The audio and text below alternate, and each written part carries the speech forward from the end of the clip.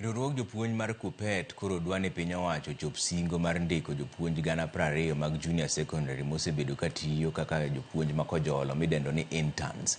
Gikoni piny owacho ne oseketo tenge omenda maromo Sh5.4 mar ndiko jopuonj go. To kata kamano, sani gineno mana ka duol mochung' ne ndiko jopuonj e tich TSC oling' ma ok losi e wachno.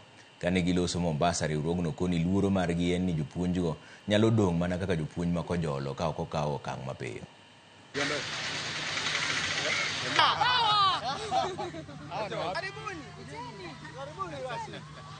The money was set aside, 5.4 billion. We went to State House, the president confirmed and told us that they will be confirmed. If this process is not advertised as early as now, it means we have a risk of these teachers going through internship another year.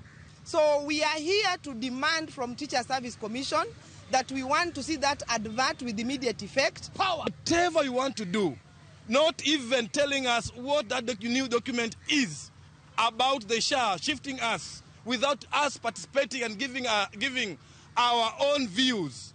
Listen to the government of Kenya. We are not going to relent. This war you are starting, we have full armor of fighting it.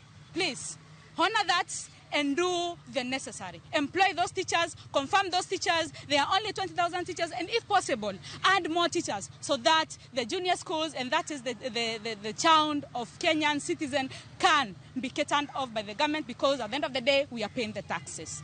Up to today, we have junior school teachers of this country, citizens of this country, patriots, who are teaching 40 lessons in a week, Monday to Friday.